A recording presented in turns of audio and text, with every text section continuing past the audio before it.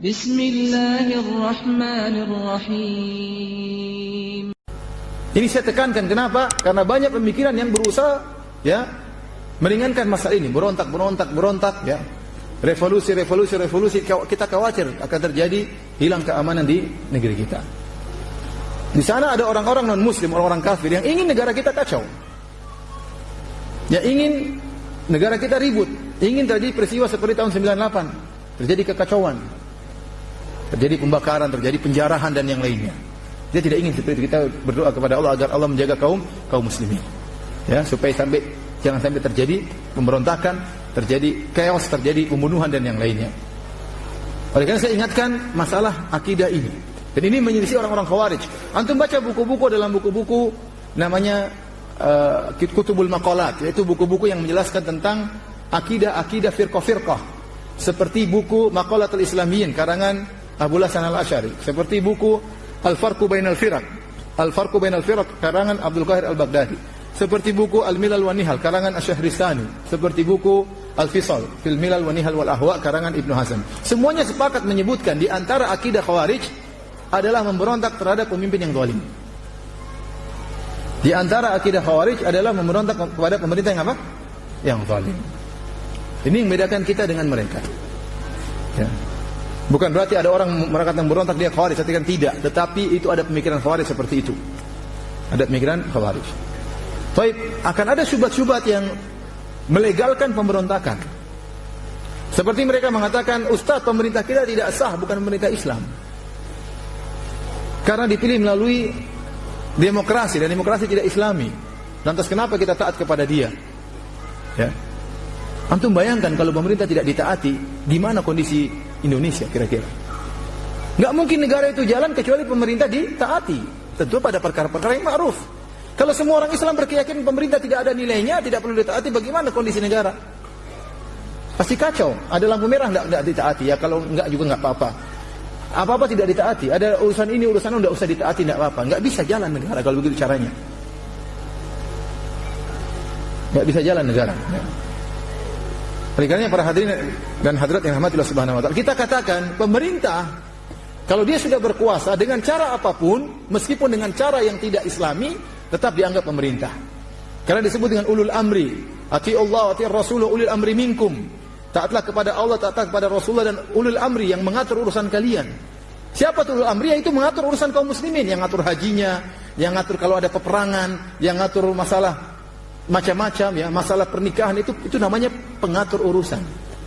Maka tidak benar seperti kelompok-kelompok kecil seperti Islam Jamaah, Islam ini, Islam anu, itu mereka bukan ulul amri karena enggak ngatur urusan kita. Paham? Yang ulul amri itu yang pemegang kekuasaan, yang menentukan kebijakan, itu ulul amri. Meskipun mereka meraih pemimpinan tersebut tidak dengan yang syar'i. Oleh karenanya para ulama menyebutkan di antara bentuk pemerintahan yang syar'i di antaranya seperti penunjukan. Semua sepakat mengangkat seorang jadi pemimpin, seperti waktu Rasulullah SAW meninggal, para sahabat mengangkat Abu Bakar dengan aklamasi, dengan kesepakatan. Ya, atau kemudian dengan ditunjuk kepada sesudahnya, seperti Abu Bakar menunjuk siapa? Umar. Atau kemudian Umar memilih beberapa orang, 6 orang, kemudian salah satunya di antara mereka musyawarah siapa di antaranya. Dan ada cara yang tidak syar'i. Cara tidak syar'i seperti taghallub dengan kudeta. Kudeta itu bukan cara yang syar'i. Tetapi para ulama sepakat, seandainya seorang berkudeta kemudian akhirnya menguasai, menjatuhkan pemimpin yang sebelumnya dan dia salah dalam hal ini, tatkala dia sudah memegang pemerintahan maka harus ditaati. Kenapa? Demi kemaslahatan. Demi kemaslahatan. Kalau kita bolehkan memberontak lagi sebagaimana dia dulu memberontak, maka akan terus bertumpah darah. Akan terus bertumpah darah. Kita lihat ada beberapa negara yang direbut paksa oleh pangeran setelahnya misalnya. Ya. Seandainya kalau kita mengatakan harus memberontak lagi, akhirnya gimana? Bagaimana mau jalan suatu negara? Jadi maksud saya, selama penguasa sudah jadi penguasa dengan cara apapun dan dia memegang kekuasaan, apakah dengan cara syar'i atau maupun cara tidak syar'i, tetap dia pemimpin. Tetap dia pemimpin.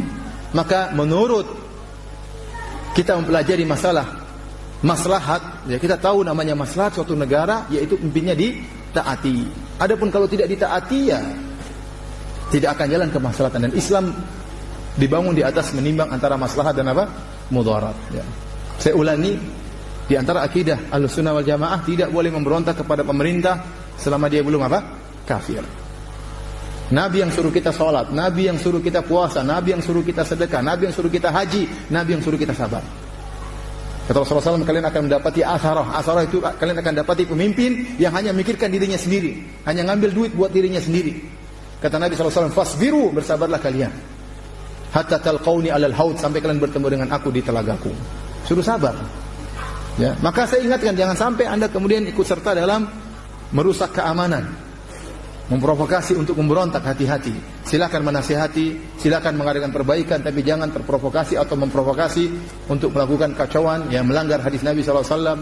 Kemudian ada yang terbunuh, ada 5 orang terbunuh, kemudian berkembang 100 orang terbunuh, dan betapa banyak negara hancur gara-gara diawali dengan usaha untuk memberontak. Contoh Suriah, awalnya pemberontakan kecil-kecilan.